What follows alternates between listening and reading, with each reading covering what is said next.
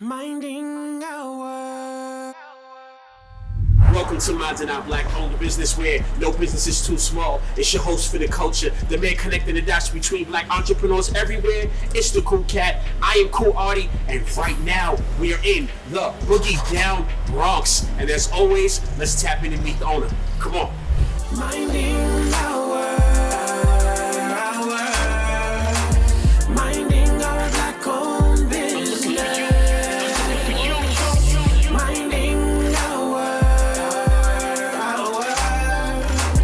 minding our black-owned business.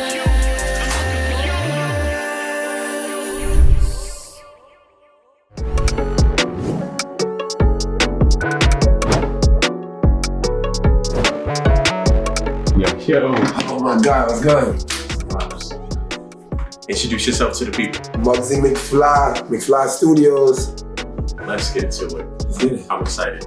Minding The big boy room. So this Okay. is the gym at MCFly Studios, and this is my brand, signed by MCFly. So I think I want to start at the wall. Okay. So this is the wall. It's kind of, I feel like when you go places and people tell you I'm a designer or I have a business, I don't want to have to just speak so much. You should feel it. Yeah. You come in here and, you know, a lot of homage and articles of me and stars, and you can see I've done it. Yeah. It's proof. The proof is in the pudding. Yeah. Let's get into some of these pieces, man. Yeah, so this is my Yeti fox fur. This is actually what I wore today. Peter approved. Peter approved. So Peter approved. I ain't gonna lie, I ain't scared of no Peter throwing paint on me. Actually, I have allergies. So I'd rather be, you know, hyperallergenic than be sneezing and shedding all over the place. So this is one of my favorite pieces. This is fire. And then I would go to the Riz collection, which is actually men and women. So the sweater, it's an art piece. So if you look at it real good, it's a bunch of M's. If you look real good. Yeah. And then like also a couple of my brand's favorite colors, which also stand double for New York's flag, which is the orange, the blue, but I have my own shades of it. Okay. And it pays homage to like a couple of my footwear, which we'll show off in a little bit. Yep. And then I wanted to like, you know, some girls can wear this, but like, wear a dress. And the feel of this is, denim is the hardest thing to make in clothing. It just, the consistency, the feel. I also am a huge critic of denim because I don't like to wear denim. I like more so sweatsuit stuff. Okay. I'm a cozy boy in fashion terms. So to wear denim, to want to be restricted to this extent, I must be comfortable, I must look good. And you just stressed it with your logo. Yeah, so my logo is the stretch patches. So it's a little bit extra work, Yeah. a little flair to bring it more into 2020, 25. Even down to all the buttons, my logo was there. I didn't miss a beat at all. Yeah. I mean, even the hangers, I mean, I try to Stop playing with them. The details. Stop playing with them. It's the little details that matter. So, man, we here. You said, like, what we in year 12? Year 12. August make 12 years. Yeah, wow. How do you feel? I'm all over the place. Of course, I'm happy to be here. And then, like, to see the climate change and where, you know, social media and content and creators and fashionable people are. I have my pros and cons about it, like, but I love what I do. Yeah, absolutely. Signed by MCFly. Amen. What's the inspiration behind that name? I like to tap into people's brands. Okay, so Simon MCFly is more so me just trying to leave my mark. The actual it being called signed, which is derivative of designed by MCFly, which MCFly is me. Yeah. But I did sign because my logos are my signature and my initials. I put them together and it's kind of like, you know, a check or a contract. You have to sign somewhere, you have to initial all over the place. Yeah. I wish I remember who it was so I could give them the credit. But someone sent me this fly ass email, like signature at the bottom. But it was the actual like signature. And I was like, oh, this is fine. People just usually put their name and their title and their phone number, but they had the signature. And I was like, oh, I want that. But I ain't emailing enough at the time to be using that. Yeah. So all I could think of was like, I could write Signed by MCFly. And I wrote that before it was my business. Then I made a Facebook album with it. And I was like, it needed to be more. And I remember when the year I finally decided to make clothes, I already had the name in the book. Like, yeah, this is it. And here we are. Yeah, and I see the logo. It's like kind of like obviously it's the double M, right? Yeah, the double M as well as a crown. Yeah, I see the crown. A little homage to Basquiat. Mm-hmm. I mean, there's also a 13 in there. If you turn it sideways, it's the 1 and 3. But it's like the 3 and the 3 on top of each other. But I started in 2013 purposely because I don't believe in bad luck, and 13 seems to be cool. Bad luck. Yeah. I'll start bad luck for my good luck. So 2013.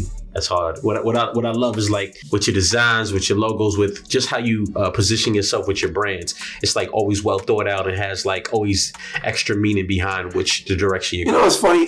For the most part, yes, but it's like it's not forceful. It's just like it's subconscious because it's just I'll do things and then I'll look back and it's like, wow, wait, when I started explaining it, it's like I forget the design by MCFly part till I remember. Now I really have to get asked, and I'm like, yeah, that's really where I was at the time. It's kind of crazy to think like turn into a brand. So yeah, I mean, I feel like when you live a life, the story writes itself. Yeah, I mean, we're sitting on the orange couch. I see oranges everywhere. Talk to me. That's your thing. So I know that, you know, I am labeled a streetwear, urban brand, whatever, but I know high fashion, they get minimal with the logo, and they go color. It gets to a point that like I teach a fashion design class, and I'm like, yo, if you guys had these hoodies on or a red shirt, nothing, and you walk in Target, I'm pretty sure someone's gonna ask you where the toilet paper is at, because Target has branded red so heavily that you know red is Target. If somebody comes into your yard with a brown shirt on and they got a box, you're not thinking it's a bomb, you're thinking it's UPS. It's just kind of how it goes. Like Barbie owns pink, so I was like, you know what, I need my color. The brand recognition. Yeah, and I just kind of liked orange, and then like I was paying homage to these shoes here. This was like my first orange pair of anything,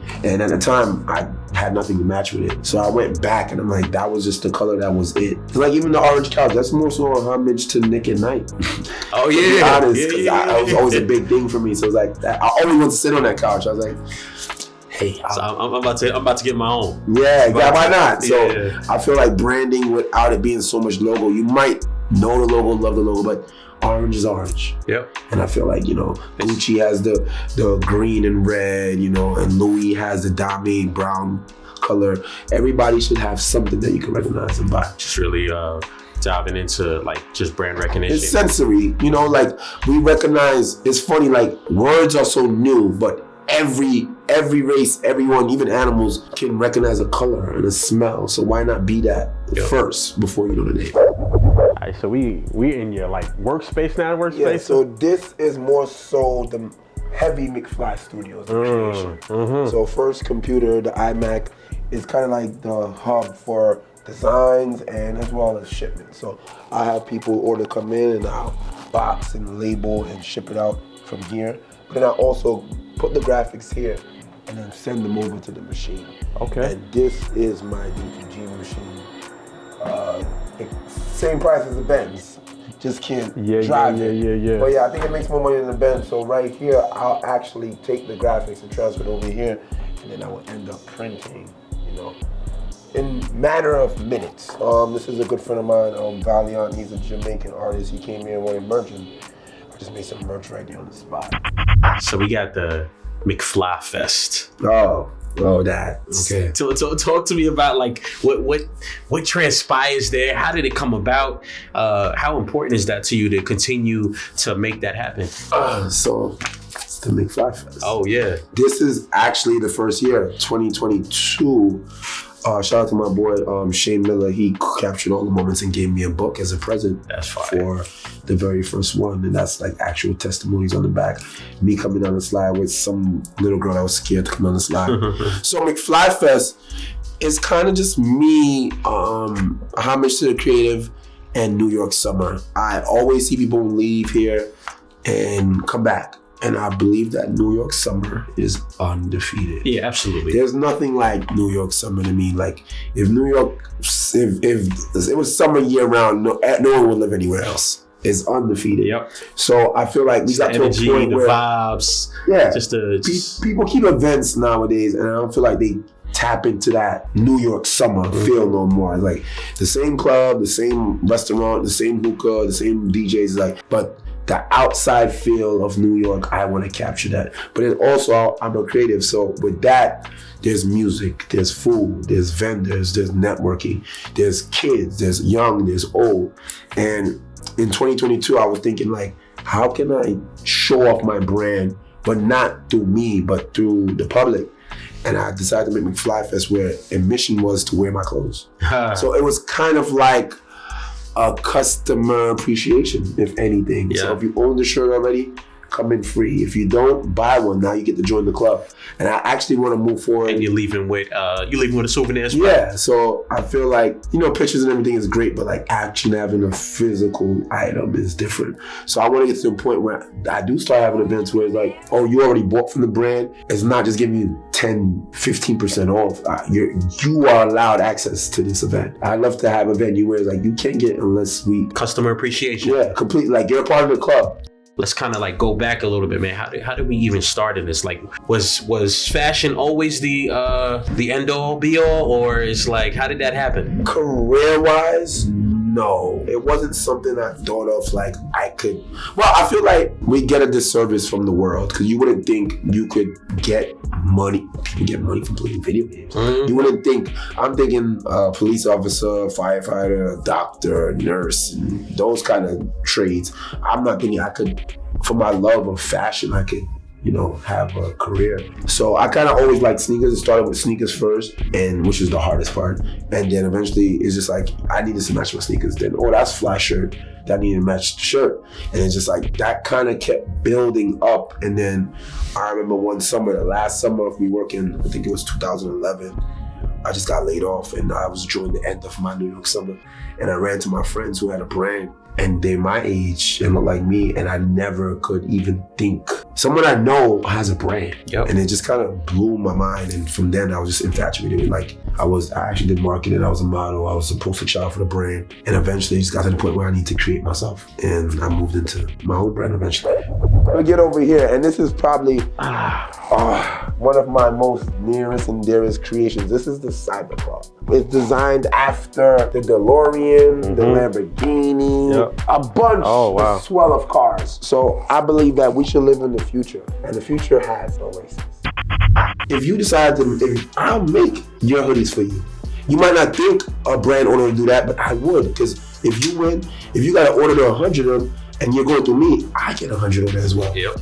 You might be doing your business, but I know the fabric, I know the print. So now my knowledge is your knowledge. You might break a little bread, but we both can win to make the best product. Absolutely. But it's just this ego that we automatically get into a competition with, and I just don't understand why. I have friends that I will see go and print online, and it's like, I'm here and I'll do it in the hour. And I just can't understand it. It's like, it's something deeper that we have with each other. Like, I was playing ball today, and a guy came up to me and he was like, yo, I don't know how to ask, but like, do you have like a factory I could get that you don't use? And it's like, bro, if I don't use them, they probably not good. You could have a factory I use. And he ended up following me, and I'm like, as soon as he writes me, I'm like, I got one better. Tell me what you want. I'll make the tech pack and get you a sample. I communicate to these guys every day. Why do you have to start at 0 when I'm at 20? Right. Start at 20 with me. Yeah. And we'd all be better. And you got to think about it that it's more so about advancement of all of us. People always want to shit at and come at Jews, but they just did what's right. Their community. They have their own bus, their own sign, their own church, their own supermarkets, schools, because they have power in numbers. If Jews decide to boycott, it's over for you. Yeah. Our rappers sell us drugs and violence. And think about it. Which rapper don't have a liquor brand that they don't own? You can say you shoot people. You can say you this gang member or that gang member. And it's crazy. But we pick and choose, and that's the problem. Yeah. Like, yo, if I tell you I want you to come in with this money with me to build this business, I don't know. But if we're in the club and I say, yo, you got 100 on the bottle, it's a different argument.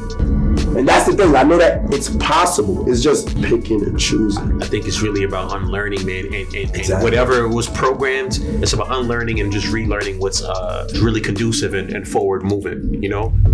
After the shoes. Literally.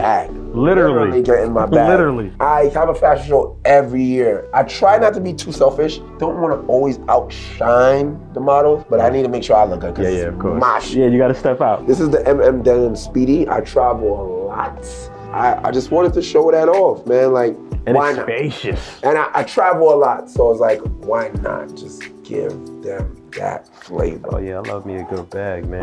Yeah, I mean, you've done a lot. I see, like, you got your wall of fame behind me right now. I just always picture me doing interviews here, so I just want it to be as pretty as possible. Okay, listen. Amen. So we made it happen. Yes, amen. Who was the first high-profile person who ever was in your clothing brand? Let's see. Well, all right. That's tough. Well, there's levels. Like big, I'd say like people stop you in the restaurant type star will probably be Bernice Burgos.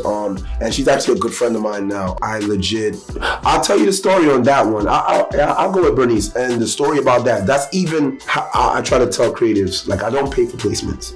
And I believe that the best way to win is value exchange. Like we're doing an interview now, I think we both win. We collaborate on that, and that I believe in. And I'm starting to think about it like double back with like Tupac. He did a lot of Carl Line shoots, and he did not ever charge him for anything because he said, you're a black man.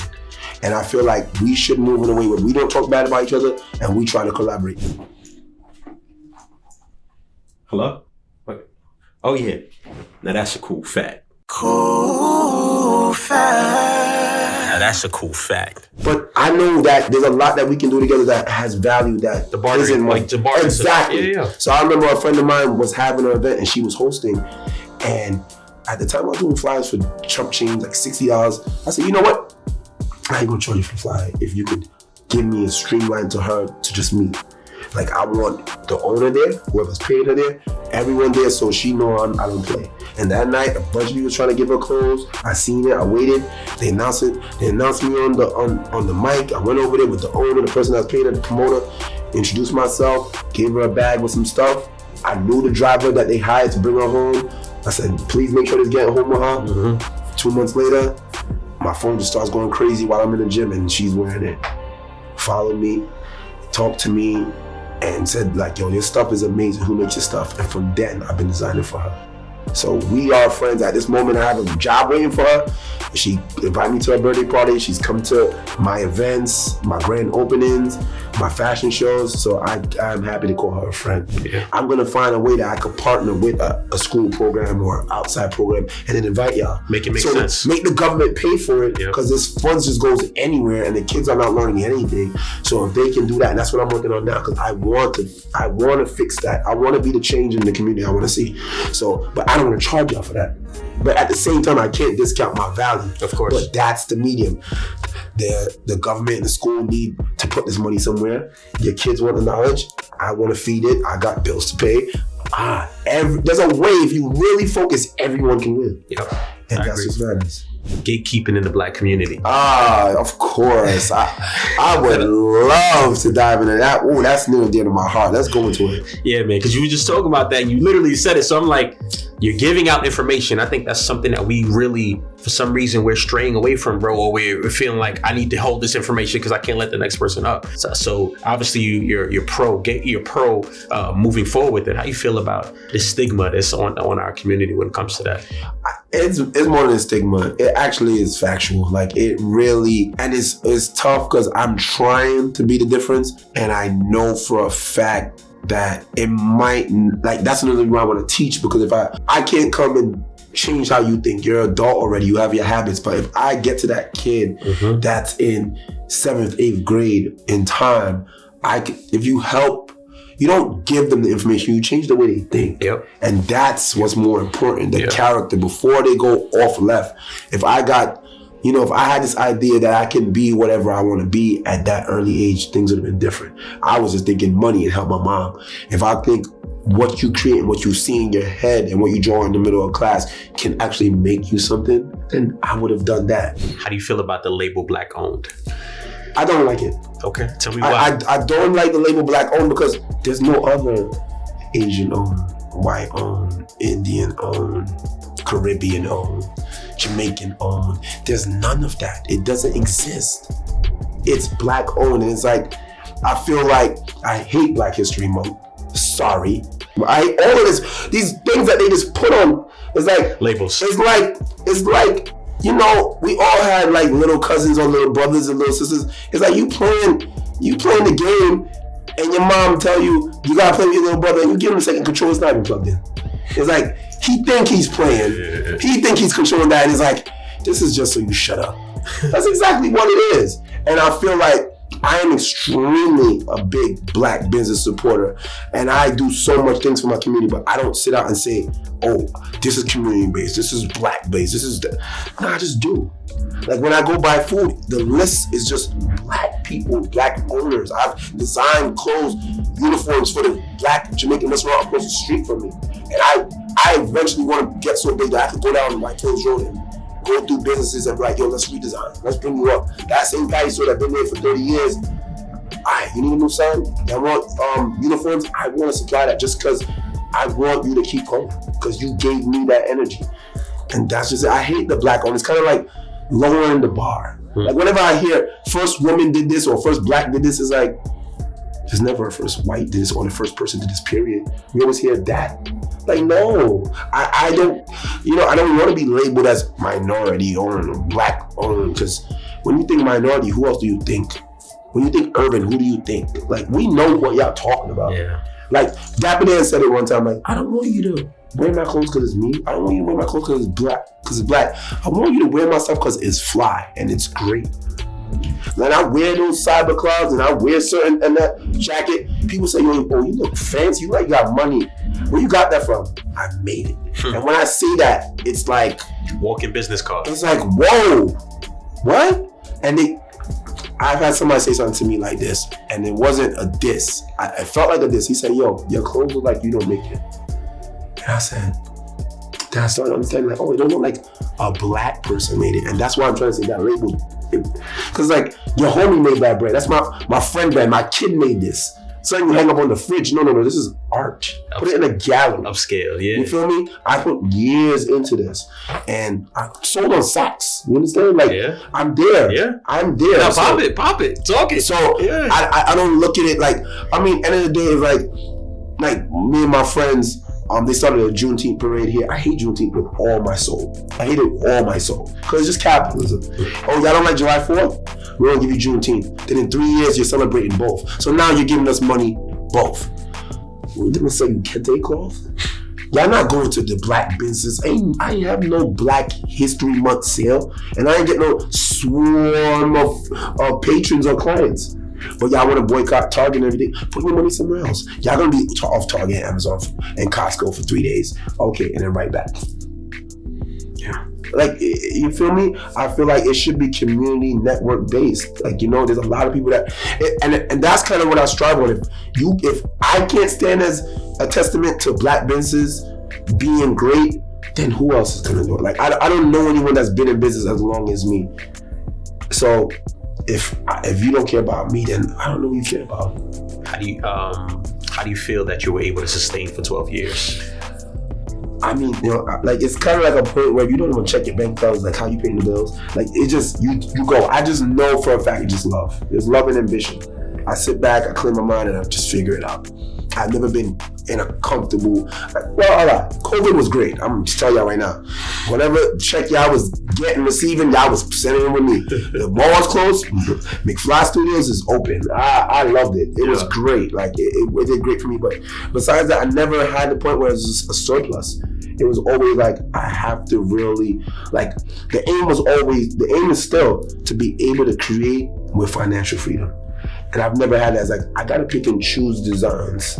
Like, I want that, but I want that hoodie, but I can't sell to my people a $350 hoodie. He's not that white designer or that European designer or that whatever. Like, you gotta understand the hierarchy. It's like the black man, United States, then the foreign. Like, European, they got it. Then you go to US, it's like, then you go black? A straight black male doing fashion? I'm here. So I'm against all odds. Don't you think it's time to change that perception? But that's what I'm living for. Yeah. And that's why I don't spew out and say, oh, I'm black, support me. No. That's dope. Where you got that from? I made that. So, yeah. And you're just gonna keep seeing it. Elevate. Yeah, so Proud of you. Thank you. Looking forward to so much more from you. And thank you for sitting down with us. Of course. Really tapping in with your brand and your story yourself. I appreciate you, man. I appreciate you. Let's be great. Yes. Love. Talk black to me. All right, so now we're going to play the game that I created called Talk Black to Me. Obviously, it's a play on the phrase talk back to me, but you know around here we keep it black. All right, you ready? I'm ready. We got 10 questions, 30 seconds. Pressure's on. Let's go. I'm black and out. Okay. Name 3 classic black sitcoms. Living Single, Cosby Show, and Martin. Okay. Sweet potato pie, peach cobbler. Sweet potato pie. Name 1 movie with the word black in it. Black Panther. Finish this phrase. My black is Powerful. yeah. Hip hop, R&B. R&B. Okay. If you could remove one thing from black culture, what would it be? Watermelon. Yo, I'm done. Name 1 song with the word black in it. I'm black and I'm proud. Yeah, okay. Cocoa butter, shea butter. Ooh, cocoa butter. Okay.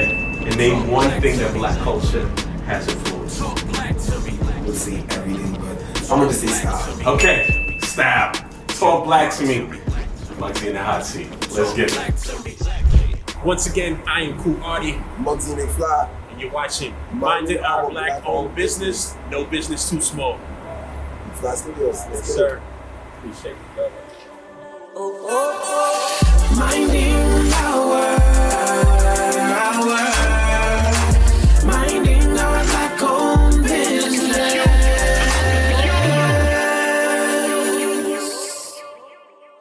Oh, that's cool. This has been a Cool Media production.